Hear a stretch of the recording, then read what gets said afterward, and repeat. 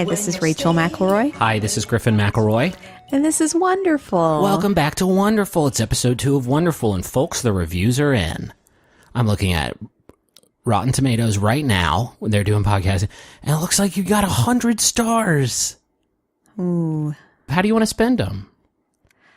I want to get the backpack and the jean jacket. And the finger trap, that can be fun, and you can get like 10 Tootsie Rolls, but they're really shitty stale Tootsie Rolls. The Huffy Bike. Damn, okay, we got 100 stars, babe. It's not that many. It's on a scale of 150.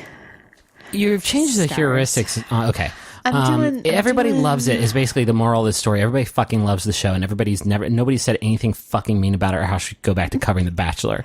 Fucking nobody.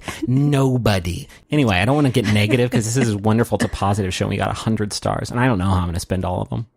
One time, it was my 10th birthday, and my nanny got me a star named after me. That's what the McElroys call their grandmother. Everybody knows it. Got me a star named after me, and I was so psyched out of my mind. Oh, you're that Griffin. Uh-huh.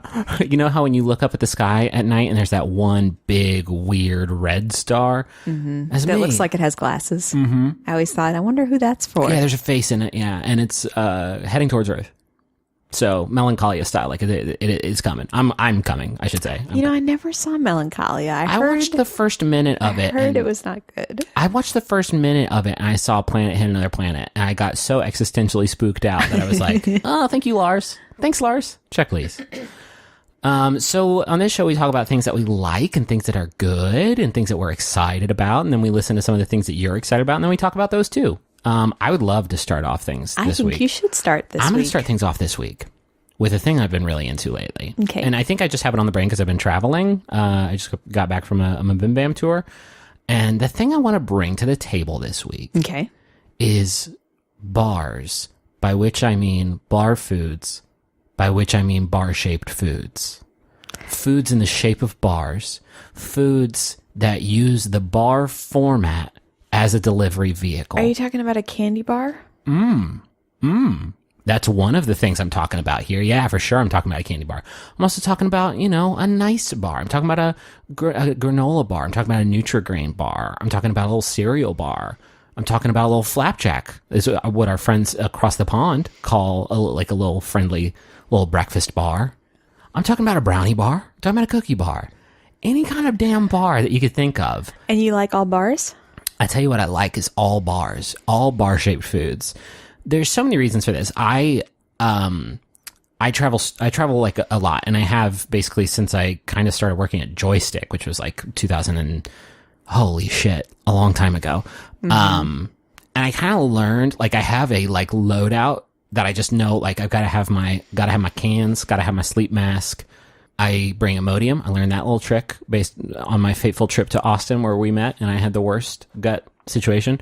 And then nowadays I usually have 1 or 2 bars with me, and the bar type usually changes, but I always rely on a bar. And I think a bar, like I measure my hunger in like relative bars.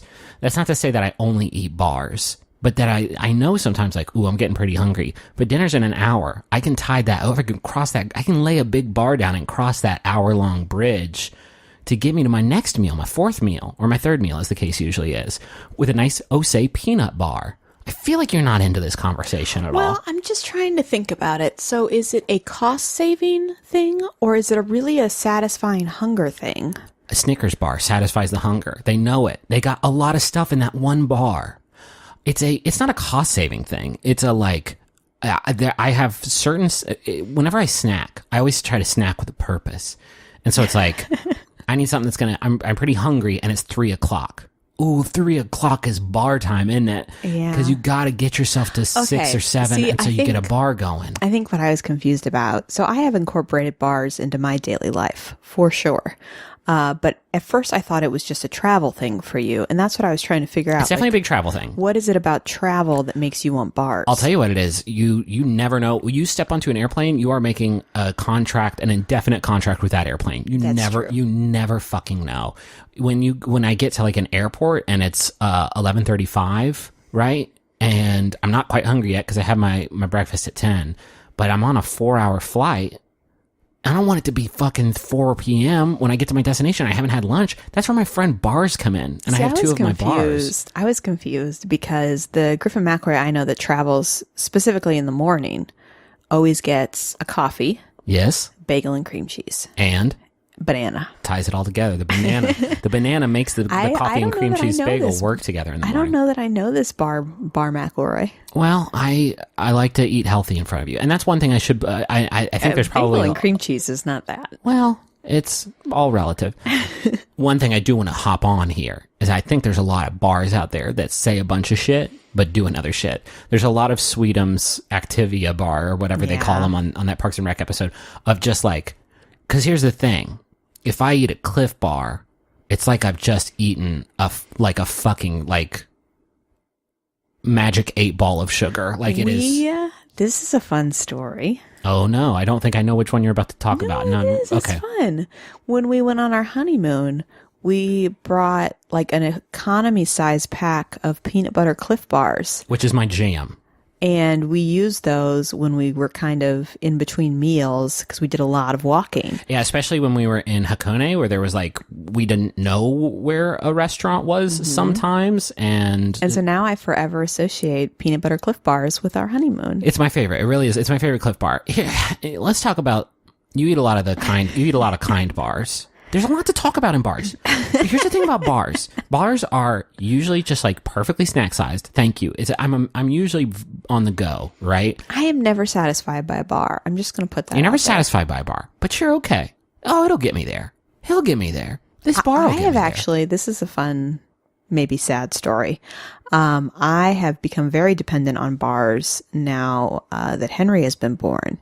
Because I find, especially when Griffin is out of town, it's difficult sometimes to eat meals while Henry is awake. So you should never skip a meal for a bar. I will just eat a bar for breakfast. No, baby. Bars are your Bars are your friend. Bars are the car that gets you to your destination. They are not the destination itself. Yeah, I know. This is why I was skeptical, because I've never eaten a bar and thought, well, that'll hold me over for 3 hours. No. You can't do that. Yeah. You gotta do better than that. The bar's a car. It's a car bar. It's not Seattle or wherever it is. You know what bar I'm digging on lately? I know that's not the purpose of this conversation. No, please, let's talk about bars. Okay. I want to say it like Lara Bar. Lara Bar, yeah. Because there's no U in there. Sure. But they are dairy-free, soy-free. Gotta have that. And they have fun flavors. I got a mint chocolate chip brownie the other day. You've brought me to my next point. Pretty dope. You've brought me to my next point. And I hate to flip it on bars right now. After I've been building up bars, but I'm going to put bars on blast right now. Because here's the thing. Well, here's what I love. Candy bars. Loving them. Are you kidding me? A Milky Way, probably my favorite. I'll fuck with a Heath anytime. You know what I almost brought to the table this week? What's that? Paydays. Ooh, that would have been weird because those aren't my favorite. Okay. I don't want to yuck your yum. And I also like a granola bar, a Nutri-Grain, a peanut butter Cliff Bar, whatever. I don't like a chocolate like granola bar. I don't groove on a chocolate like that's ridiculous fruit and nut bar. I want my candy bars to be separate, and then I want my fruit and nut and other flavors. That's ridiculous. Okay. The most contentious episode of Wonderful Yet. I'm not sure how I feel about this. If chocolate is an option in any item, I know. You should select it. For sure.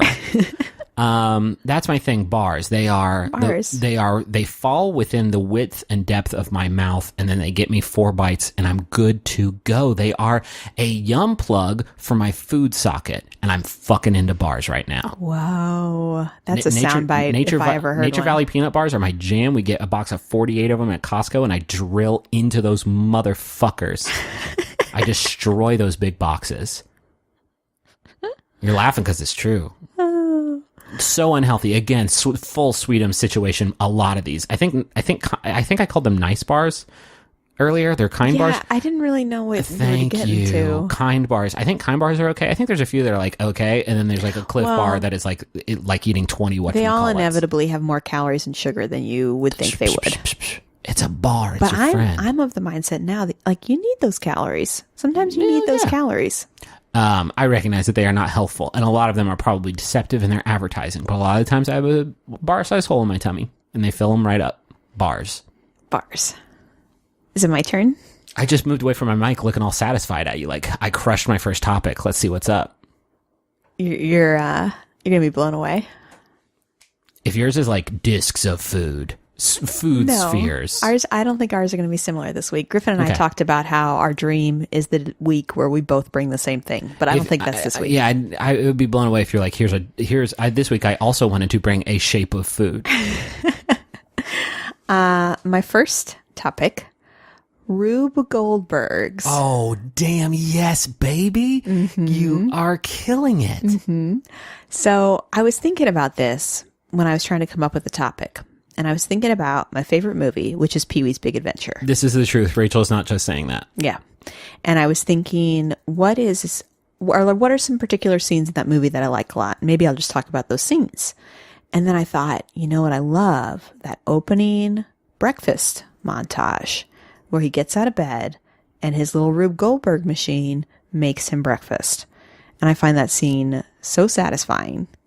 Here's the thing about that scene. We also watched Sing, the animal singing movie, and there's a bit where a pig set up a Rube Goldberg machine to like take care of her kids while she goes on auditions. Yeah. Does he have to set up the eggs? And our coffee maker has a timer on it where I can put the coffee in the night before and put the water in the night before and then set it to make coffee waiting for me till it's up at 7 a.m. We've never done that. We've never done that. I do not think I would go around my house and like reset the egg beaters onto the kite and then put some orange juice inside of the bust of Leonard This is Film. not the wonderful thing I wanted to talk about. Okay. I didn't want to talk about the practical. I think Pee-wee would process. do it. Pee-wee would do it. I don't think I've got it in me. I would need to hire somebody to come and refill the bust with the orange juice. Yeah, that's not fun. That's not fun to think about. I mean, it's an expense, but like everything, there's no such thing as a free automated Rube Goldberg breakfast. I want to focus on the wonder of these machines. I'm blown away by them. I'm blown away. And you're talking about whether they get orange juice in there every morning. Come on. Where do you think the orange juice comes from? Yeah. Let's be realistic here. Rube Goldberg. Was it big racist? Probably. Did you Google that? We got to Google that stuff. I'm going to Google Rube Goldberg. Hold on. Wait. Keep talking, but I'm going to Google Rube Goldberg racist. Was born in 1883 and lived till... 1883. The odds are probably pretty good. He lived till 1970. Holy shit. He probably had some sort of machine that he was plugged into. Here's the thing that I didn't realize. Okay. He was a cartoonist, and the reason that Rube Goldberg, the inventions, got associated with him is because in his comic strip, he had a character that would develop crazy inventions. So Rube Goldberg himself, not an invention guy. It was a cartoon he drew. Okay. So the cartoon was based on Professor Lucifer Gorgonzola Butts. And I say based on, but this is obviously a fictional character. So when I was researching Rube Goldberg, there is a corresponding guy in the UK. So instead of calling them Rube Goldbergs in the UK, they call them Heath Robinsons. What? There was also a cartoonist in the same time period named Heath Robinson that also had a character that created fun inventions. Okay, Heath. And so in the UK, they call them Heath Robinsons. All right, Heath. I mean, maybe Rube yoinked it. Who was there first? Do you have any indication? I don't know. I don't know if this was one of those like simultaneous stars aligned situations where they were both doing it. I don't know. Okay. But movies that have featured Rube Goldbergs include Wallace and Gromit, Pee-wee's Big Adventure, Back to the Future, The Goonies, Gremlins, the Saw movies, which I thought was kind of a stretch. Well, I mean, everything in it pulls on the thread and then your ribs come out. Home Alone. Home Alone, kind of. Again, like, for me, it has to go on for like a bit. You'd walk in and the blowtorch would light up and set your head on fire. That's a trap. If you like step into like this pile of leaves and it falls out and you land on the spike trap I have under that, that's not a Rube Goldberg machine. That's a trap I laid for you. So when I was in 8th grade in my physics class, did you make one? We all had to create Rube Goldbergs. How'd it go? Pretty good. The thing we didn't account for was that when we set up on 2 tables that weren't level. Oh, beans. So we had this ball going down a ramp that would hit dominoes. Dominoes would fall over and put a stamp on a letter. Yeah. But the ball kept bouncing when it got to the end of the ramp because it was chaos theory. Didn't you see Jurassic Park? Didn't you listen to Dr. Ian? I did see that. I did see Jurassic Park. Yeah. There was a Japanese children's television show called Pitagora Suichi. which is Pythagoras switch, I guess, in Japanese. That had I saw this last year, and I just Googled it, and it turned up an article, actually from this past April, from our good buddy Chris Plant on The Verge. And it is a Rube Goldberg machine that tells a story about these like brothers wandering through a forest, but everything that happens in it is like things like moving around in a little thing. It's fun. so good.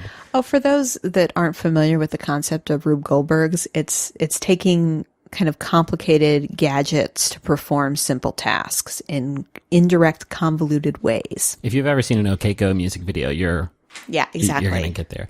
Do you remember one of the first nights that we had Henry home and he was sleeping in bed with us and we were so tired and we'd watched literally everything on Netflix, and so we watched a documentary about the making of an OK Go music video where they did the parabolic flight stuff. Those were fun. I have another one here. Can I talk about my next one? Yes, please. I want to talk about the wombat. You basically introduced me to the wombat. I'm a recent sort of fan. I was not familiar really with the wombat. I'm a recent fan of the wombat. Everybody, I think, knows my proclivities for the humble capybara, the big rodent, the big and wonderful rodent. They've got little teeth inside of their huge, huge faces, and they got like horse hooves basically, and it's really great. And I think my admiration for the wombat is sort of also like there, except like the wombat, if this is even possible, is even smaller and maybe even cuter than the capybara. More bear-like, definitely sort of more spherical. This is a round mound of sound here. Right? Smaller, definitely. They usually grow to be about 1 meter in length. You're going to have to convert that for me. I think that meter 3 feet or is yard 3 feet? Yard is 3 feet. Meter's like what, 3 point? I have no idea. Fuck. So Rachel and I are both scientists. That's why we do this show. Wombats go look at a picture of a wombat before we get started if you're not familiar. Because I didn't think I think before I saw my first wombat, I think I thought they were something completely different. I thought they were like weird, nasty rats, or maybe even literally bats. Yeah, I thought they were more bat-like. I thought they may have been sort of a flying creature of some sort. No, these are just little, sort of a mix between a capybara and like a koala bear. You know how I know something is cute? When I think about putting clothes on it. Oh, okay. That's my metric. Like, if I see an animal and I think, what would that animal look like in overalls? That means that I think it's cute. Yeah. And a wombat definitely would be great. And I think a wombat would be into it. I think a wombat would definitely be into it. They are marsupials that are native to Australia. Marsupials are like 100% great. They are batting 1,000, definitely. Is there an ugly, like awful marsupial? I'm sure there is, but let's not think about that. Let's think about the good ones, like the wombat. The wombat is so good. Here's a fact from Wikipedia. Though genetic studies of the Vombitidae have been that's what nerds call them, have been undertaken, evolution of the family is not well understood. Wombats are estimated to have diverged from other Australian marsupials relatively early, as long as 40 million years ago, while some estimates place divergence at around 25 million years. Where did these fucking things come from? I don't know. They're wicked old, and we don't know where they came from, but they are, I think God put them here on Earth. So that means like they're angels. There's maybe caveman drawings of wombats. No, baby, you're going to get us slammed because I do not know the time periods at which different things did and did not exist. Well, they were definitely here before us, right? I mean, we've only been here 6,000 years. No, I don't know anything about anything. But what I do know is that nobody knows where these wombats came from, and that delights me to no end. They're such a wonderful little creature. Wikipedia describes them as short-legged, muscular, quadrupedal marsupials, and I love that because they do. If you look at them through that, like little Tony Robbins. If you look at them through, that's weird that's where you went. Yeah, they're like little Brock Lesnar's. If you look at them and you just think like these are soft, sweet little animals, that's great. But if you look at them, they look like really like. If they were bigger, like actually like Kodiak bear size, they'd be fucking ripped. Yeah. But because they're so tiny, you look at them and you're just like, look at those little tiny little piggies. No, if they were bigger, they'd be very prehistoric like, I think. Let me tell you, I was Googling a video of wombats to get prepared for this sort of emotionally, and also because it's a Tuesday and I needed that strength in my life. Yes. And there's a lot of ones of just like them hanging out in a big backpack, just like cuddling around. And there's one of like a guy laying in a field, and a little guy. Are there any of them eating? What do they eat? Plant stuff. Okay. There are very, very, very, very. There's two, as far as I could tell, records of attacks of wombat to human attacks. Two, that's fucking great. Earth's been around for 1 trillion years or so. 2 wombat attacks is not. They've been repping the set for like 40 million to 25 million years. Better than sharks. Way better than sharks. Let's not get out on sharks though. They're going through a tough time.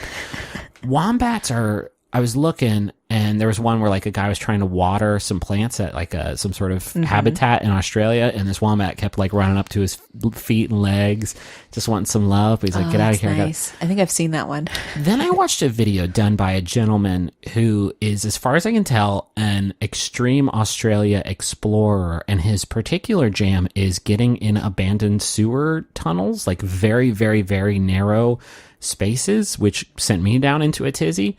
And it was listed as a wombat attack, and I was like, well, I do need to do my prep work for this. I got to know if these creatures are vicious, because if so, I don't want to promote them.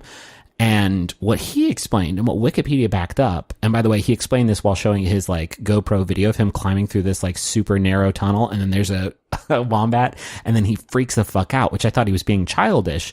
But then let me read this from Wikipedia. Their primary defense is their toughened rear hide, with most of the posterior made of cartilage. This, combined with its lack of a meaningful tail, makes it difficult for any predator that follows the wombat into its tunnel to bite and injure its target. When attacked, wombats dive into a nearby tunnel, using their rumps to block a pursuing attacker. A wombat may allow an intruder to force its head over the wombat's back, and then use its powerful legs to crush the skull of the predator against the roof of the tunnel, or drive it off with its two-legged kicks like those of a donkey. Hi, welcome to my house. I'm gonna fucking destroy you with my big heavy butt. Hi, yeah, come on. Oh, you're gonna bite my butt? Oh, you're gonna bite my butt? Oh, enjoy. Oh, it seems like you're having trouble. Maybe it's because it's hard as a rock back there. That's incredible. You thought you could just have a meal of mind dumps? Yeah, come here. Come a little closer. Get it right above my butt. Okay. Squish. Oh no, your head exploded because I used my big and powerful and adorable butt, my big and powerful and fucking rock hard tushy, to destroy your fucking head. Can we develop a workout video called Wombat Ass? And it's just us doing kind of lunges and squats to really tone up the posterior so that we can, as humans, develop a tough, strong wombat ass. Maybe I can just get some sort of cartilage implant back there to just give me that really powerful. I cannot get Take over the cartilage from my nose. Yeah, get it all out of there. Put it in my butt. Shoulders, knees, get it all out of there. Put it all in my butt. What I can't get over is this image of like a Tasmanian devil. Are they carnivores? I don't know anything about anything. A big wolf chasing wombat. Wombat dives in the tunnel. Wolf's like, haha, sucker, now you're trapped. And the wombat's like, I'm not in here with you. You're in here with me. Squish. Like, oh, you're trying to bite my butt. Because I get that like evolution and like instinct like teaches this out of animals where like, like, okay, well, I'm not going to fuck with that animal because they have this advantage in this home turf. I do not think that this is a thing that anybody could ever learn, because you see a wombat and you're like, I'm going to fucking pop that in my mouth like Pop Secret, and then it goes into a hole and you're like, yum, yum, yum, dinner time, and then your head is destroyed by its huge, powerful ass. What if you could breed a wombat and a skunk? Wouldn't that be incredible? So if they're not deterred by you spraying them with your smell. Right. That's sort of the non-lethal tactic. You just smush them with your butt. Yeah. Oh my God, I love So that guy in that video that I was talking about, he sees this wombat and he's like, no. And he like gets out because he gives like this testimonial at the beginning of the video. Like, that was one of the scariest things that's ever happened to me. I've gone on a lot of adventures, and based on his YouTube channel, he has. And he was like, and it would not be that hard for that wombat to back up and suffocate me. Fuck yes, wombat. Don't murder a wombat, but like the fact that you care with your butt is extremely good to me. Gosh. Again, I'm sorry, babe. I think capybara is slipping a little bit down the list. Yeah. I think capybaras are great. I don't think my exposure to them is as tremendous since the Nagasaki Biopark vine isn't available anymore. Yeah. But these wombats are adorable as shit. All they want to do is snuggle, and they want attention and snuggle. And also, if you go into their tunnel, they'll destroy your fucking head with their big, powerful butt. Best animal. And they look really good in like a little straw hat. Oh man. can we get suspenders on one of these things? I don't know how we're going to fit it over. You put any kind of pants over that big butt. And it's like, oh, really? Little spectacles on its head. Holy shit. How about we take a break and talk about some advertisers? Okay. Can I steal you away? How.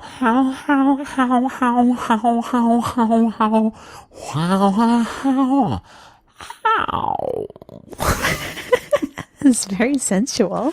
Well, and again, a lot of the reviews that we got were not sensual enough. Turn up the sex. And so here we are. Our first advertiser here is Honest Tea. We are supported in part this week by Honest Tea. For almost 20 years, Honest Tea, the makers of the nation's top-selling organic bottled teas and organic kids juice drinks, has committed to being authentic and transparent through its organic and fair trade certified products. We are joining Honest Tea in celebrating the ways we're less than perfect through the Refreshingly Honest Project. Our refreshingly honest moment is sometimes our favorite TV shows to put on at night are the ones that allow us to do something else besides paying attention to the TV. Just being real with y'all. I know we've talked about this before, and Ninja Warrior used to fill that spot, but now we're in city finals, and so we're like real invested. I'm very dialed into what Lance Picas is up to. I'm very, very into who is the woman that just like crushed the course and was like the second woman ever to clear round one of the finals. I can't remember her name, but she's crushing it.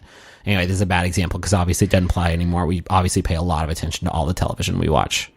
But I will say MasterChef is kind of MasterChef. I could fucking take or leave. We kind of tune out a little. Almost bit. Always playing Destiny too on the Vita while that one's on because who can keep up with all that cooking? Can I say something about Honest Tea though for a moment? Yeah, I'm real into their tea lemonade combo. Oh yeah. It's not too sweet. I'm real resistant to super sweet beverages, and I really enjoy.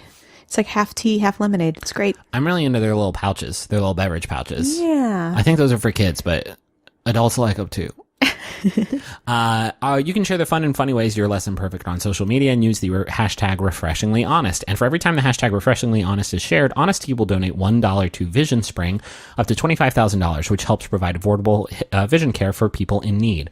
Learn more by visiting honesttea.com/podcast. Honest Tea, refreshingly honest. Movement Watches is our next sponsor. Let's talk all about Movement Watches. Real quick, while I was in Boston, I thought I lost my Movement watch. I thought I left it at the theater, but Paul got it and got it back to me. I was so bummed out. I love my watch very, very much. It's my favorite. Movement Watches was founded on the belief that style shouldn't break the bank.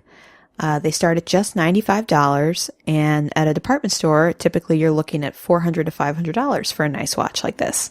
Movement figured out that by selling online, they were able to cut out the middleman and retail markup, providing the best possible price. It's a classic design, quality construction, and styled minimalism. I got a fancy lady watch. Yeah, it's like it's nice. It's like rose gold or something like that. It looks really good. It's got kind of a pinkish face. It seems very elegant. It seems like the kind of watch that like my grandchildren would be like, this was my grandmother's watch, and they'd like wear it and like I snuck it out of Nom in my butt. Like that one part in I don't even know what you're referring to. Pulp Fiction. Christopher Walken gives like a 15-minute monologue about how he snuck his grandpa's watch out of the war in his butt. I don't remember that scene at all. It's like 15 minutes. It's Christopher Walken just laying it all out on the line. Okay. If you want to sneak a watch somewhere in your butt, you could do worse.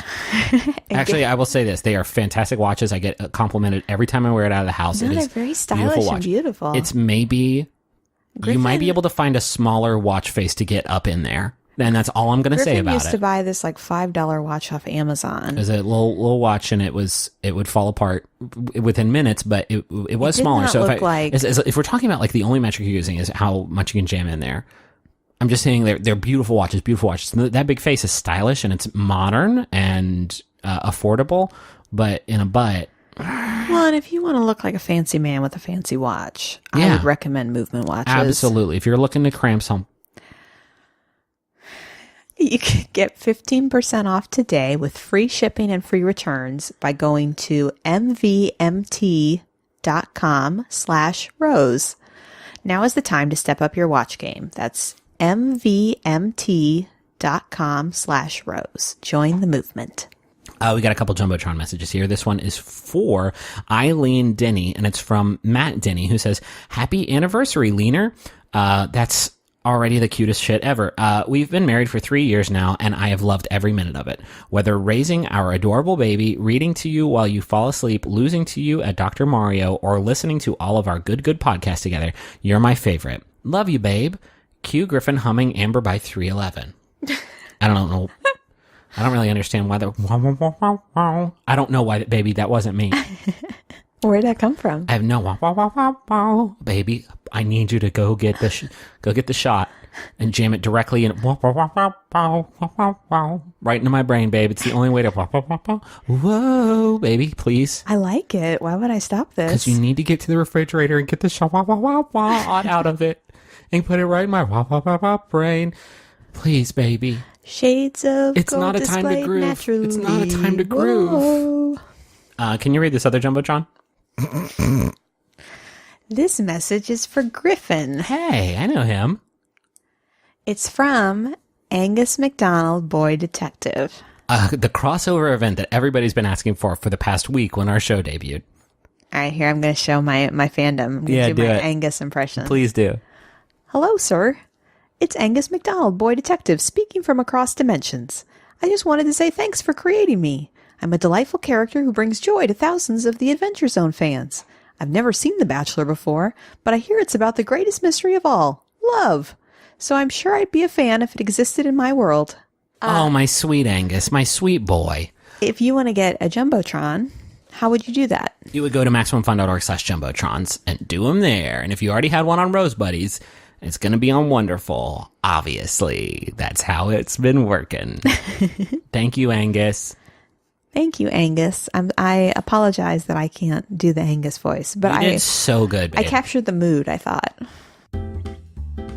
I'm Allegra Ringo. And I'm Renee Colbert, and we host a podcast called Can I Pet Your Dog? Renee, can I tell you about a dog I met this week? I wish that you would. In turn, though, can I tell you about a dog hero? May I tell you about a dog breed in a segment I like to call Mutt Minute? I would love that. Could we maybe talk about some dog tech? Could we have some cool guests on, like Lin-Manuel Miranda, Nicole Byer, and Ann Wheaton? I mean, yeah, absolutely. I'm in. You're on board? What do you say we do all of this and put it into a podcast? Yeah, okay. You think? All right. Should we call it, like, I don't know, Can I Pet Your Dog? Sure. All right. What do you say we put it on every Tuesday on Maximum Fun? Or on iTunes. Sounds good to me. Meeting's over. My second wonderful thing. Please. Foursquare. Okay, wait. Are you talking about the app The where you game. Okay. I'm not talking about the app. I'm talking about the game. Foursquare, man. I used to play the fuck out of Foursquare. Foursquare was the best game for child athletes that weren't athletes. That is so apt. There's a rubber ball. There is Foursquare. What would you call that ball? I guess a dodgeball, right? like a playground ball. Like a playground ball, a dodgeball, a Foursquare ball. Well, more of a kickball than a dodgeball. Dodgeballs were usually smaller. Okay. And it's just a square drawn on the ground with 4 quadrants. Yeah. If memory serves, you had a teammate. I would usually play So this is what's going to get. This is going to get wild because, like, literally, there were school to school in Huntington, West Virginia. The rules were different. I cannot imagine how y'all fucked around in St. Louis. I know. So this is also called box ball, or no, it's not, or King's Corners. Incorrect. And it's been around at least since the 1950s. This seems like one of those like ancient like they were playing this in like Incan like civilizations. So I found it interesting to read about this just because they listed a lot of example rules. So the way it's played, for those that don't know, there are always 4 people playing, and each time you advance in the game, which you advance by somebody either dropping the ball or the ball going out of bounds. And when they get kicked out, you move up a square to replace them. And so once you're in the Foursquare, you get to decide the rules. And you get to serve and... Yes. Yeah. And so there's a Foursquare World Championship, which I thought was a little suspect because it happens in Bridgeton, Maine.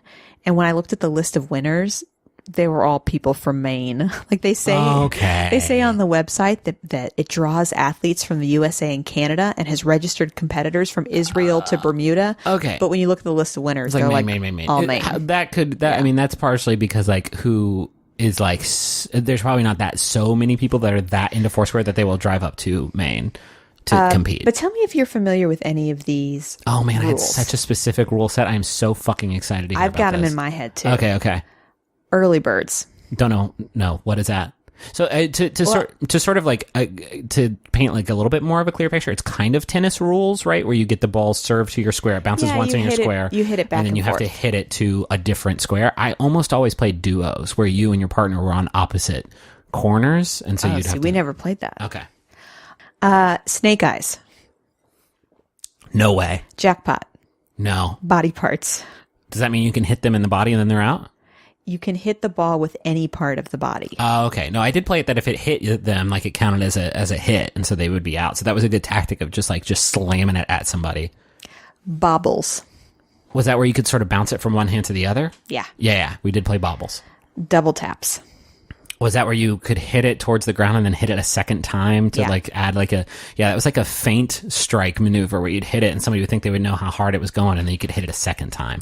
So that was it? That was the only rules? Well, those are just the examples they gave. Okay. I would play outside lines are in, inside lines are out. No matter what, if you hit an inside line, you're out. And if you hit the outside line, it counts. That's fair play. I am not familiar with that at all. Okay, that one's in. We would play popcorn where you could... I know popcorn. You could bounce it inside of somebody else's square and then move in really quick to hit it a second time and bounce it down and that would be out. That's different than I think I know. Yeah, we definitely played that if you hit somebody else with any other part of their body, so you could drill it at them, but if they got out of the way, it would be out, obviously. Oh. We had so many rules. We had a Foursquare championship. Here's a sad story. I tried out for the basketball team at Miller Elementary School every year. That's and sweet. I never made it. I never even came close to making it. Did you think that... Please finish the sentence because it's going to be so cruel and you can't have started it and not finish it, but go ahead and say it. Go ahead and finish it because it's going to be it's going to be remarkably cruel. But you've already started it and I know what the end's going to be, so you may as well say it because I'll be even more hurt if you don't. Go ahead and finish that sentence for me, please, and just go ahead and...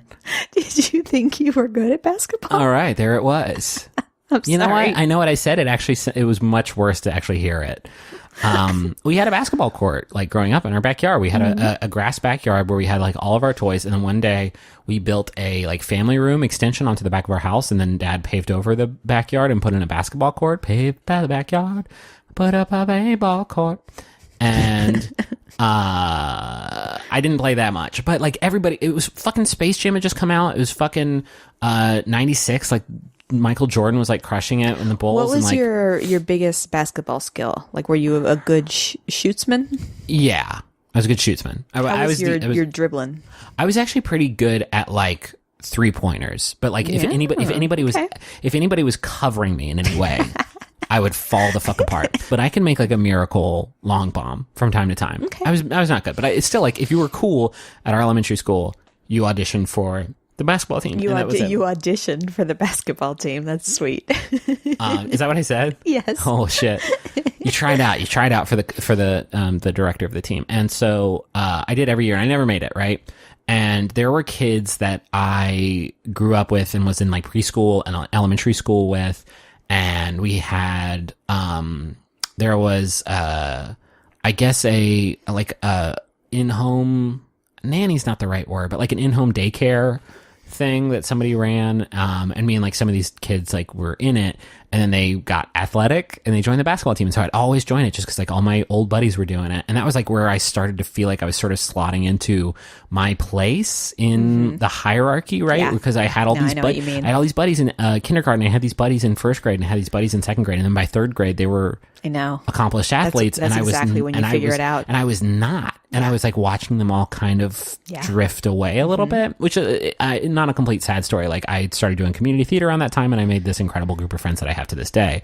But this was scary for me, and so I always tried to have a basketball team. Never made it, but I was fucking good at Foursquare. I was really fucking good at Foursquare.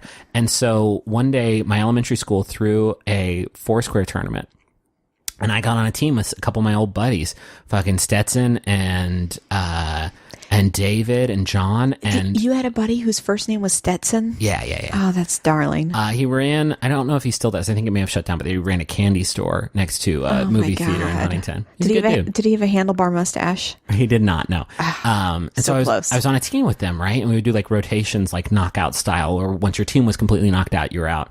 And we were crushing it. We like made it through like 3 rounds of the tournament, made it to the finals, or the final 2. We were one of the teams in, and we lost to the first place team. And I was heartbroken because it was so sad. Like, these were my friends, and I was finally proving to them, like, I'm an athlete too.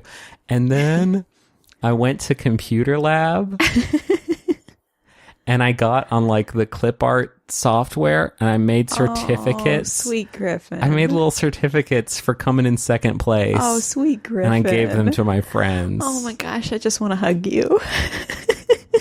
I'm like getting emotional thinking of this story because I'm just now processing like why I did that, and it makes me extremely sad. No, it's charming.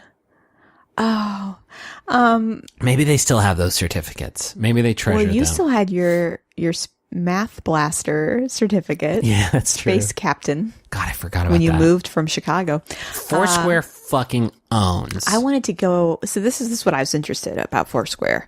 Griffin and I grew up, for the most part, in a time where the internet didn't really dictate how we found out about things. Yeah. So the fact that we all played Foursquare all around the country, but played with different rules, is what's interesting to me. So I wanted to see if you were familiar with any of my Okay, what are yours?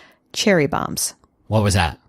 That was when you could bounce it into somebody's square as hard as possible, and they would have like 10 seconds to go get the ball and bring it back. Oh, interesting. Yeah, I think we called that cherry bomb. We had something like that, but I don't think it had a countdown clock. I think it was just like, how big of a dick can you be? So they'd have to Foursquare. run and go get it, and if they couldn't get it back in, and they would usually be hurling it from across the playground trying to get it back in. Typewriters?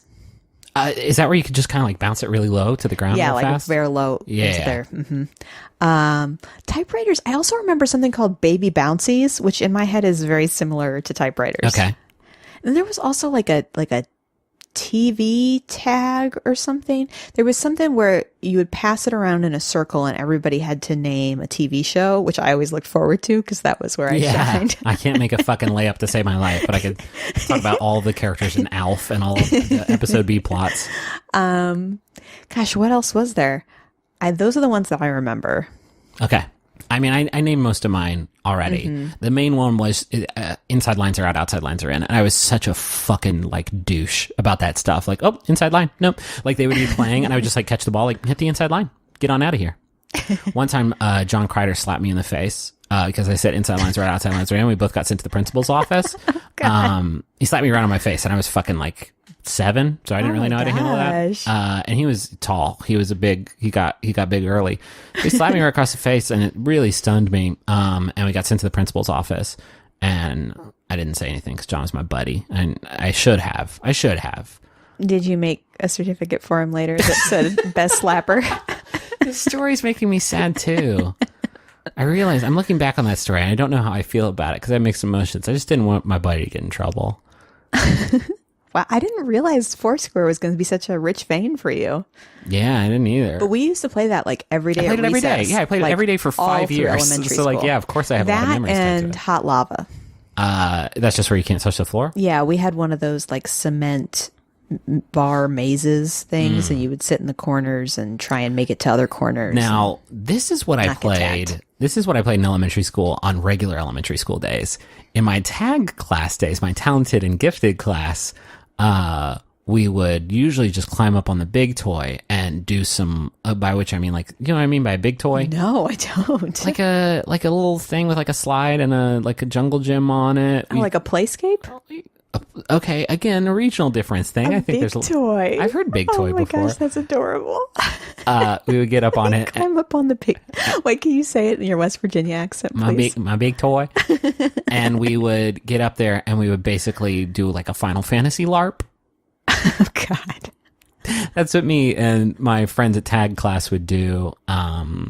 We'd get up there and we would talk about, you know, how our games of Civilization 2 went last night. And God. we would pretend to be, you know, Cecil and Rydia and Golbez up there and, you know, was casting Rachel spells. Bailey in this with you? She was, yeah. She was. She came in. She was one of the students that I came in from another school because we didn't go to the same elementary school together. Yeah, I mean, a lot of my friends now were in that one. Not a big surprise that there's a lot of crossover between like theater kids and like Griffin. Final Fantasy LARPers. I've learned a lot about you in this conversation. It's been a good episode. And can I tell you something? Uh-huh. Love you more than ever. Oh, good. I'm glad to hear that. I'm going to be really unpacking that fucking Foursquare second place certificate story all night. I think maybe we won't put this one out. Oh, hey, we have submissions. Thank you all for sending in your submissions. If you want to get a submission on the show, go to wonderfulpodcast@gmail.com. Try to keep it 1 or 2 sentences like these, and we will look into them. Here's one. Every autumn, I listen to Fleetwood Mac's Rumors, not exclusively, but a lot. It's the perfect soundtrack to the leaves changing and the beginning of sweater weather. And after 4 years of this tradition, I get more excited about hearing Stevie Nicks sing Dreams than I do about Christmas music. And that's from Tori. That is such a good... Like fall music in general, the idea of like, okay, it's the first cool day. Let's roll down the windows. And I put on, what do you put on?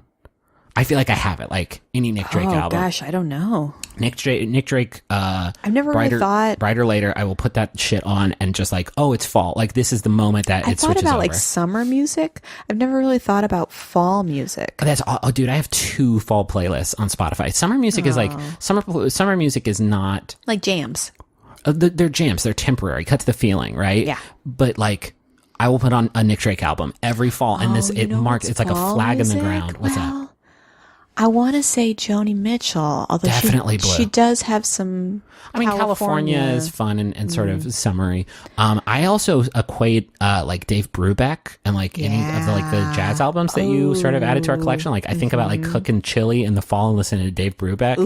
Ooh, that's nice. That's getting me going right now. That was a very good one. Thank you, Tori. Here's another one. I'm going to mispronounce this.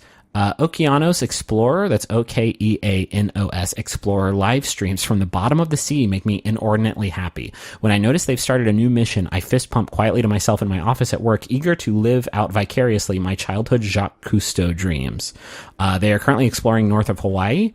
And then there's a link to the YouTube channel, and you can go to just search for Ocean Explorer, Okeanos, and you can find their website. I watched check that out. I've never heard of that. Yeah, I watched some of this stream, and it's just like people going on actual, like, using those, like, little submersible vehicles, like little underwater adventures, just like, hey, the world is like 90% ocean. Let's see what the fuck's going on down there. That's cool. Into that. That was sent in by JB. Thank you, JB. Here's one from Trishelle. In April, earlier this year, I started ice skating, and even more recently, I started taking lessons for figure skating. I'm super excited about it, and I'm curious if you guys have ever tried ice skating too. Tried ice skating? Yeah. Have you ever thought about like getting into it? I grew up in the Midwest. Like ice skating was what we did on the weekends. Did you ever play hockey? No, but I wanted to. I was one of those kids, as I mentioned earlier. I wasn't unathletic, but I also wasn't confident in my athleticism. Sure.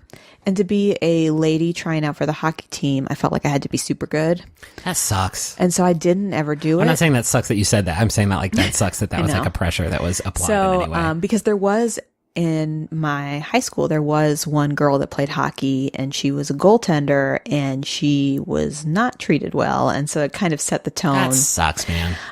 Let's go play hockey. Let's get into like. I love ice skating. I'm actually pretty good at it, and I in middle school, I got my own pair of hockey skates, and I could really turn those corners. I would love to go ice skating with you sometime. Yeah. I have not gone since I lived in Huntington.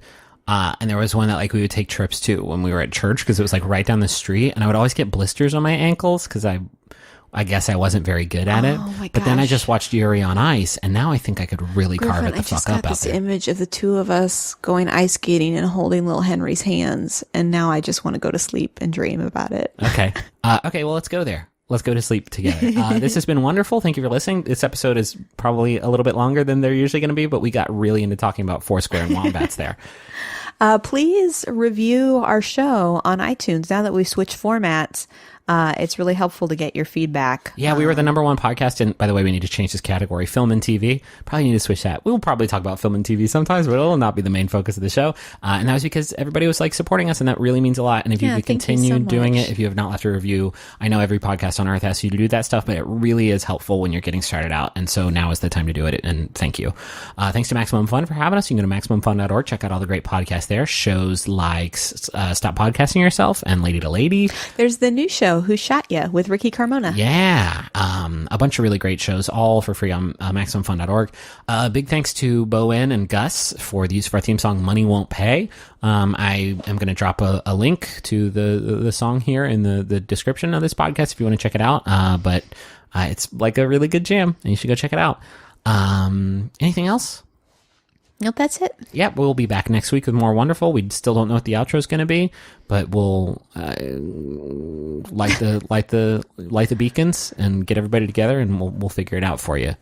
Because it can't be this. It can't just be us like rambling uncomfortably at the end of each episode every Some week. people have suggested like it's been wonderful, or like it's been wonderful talking to you, or something like that. Yeah, I mean, we could just end it with a sort of like general, like positive, like, all right. Woo! Well, no, we can't do that because we almost always record when our baby's asleep. Oh, yeah. Keep crushing it, and keep crushing it like a wombat ass. You want to say that every week? I mean, I want to say it this week. We'll figure it out. We'll talk to you soon. Bye. Bye.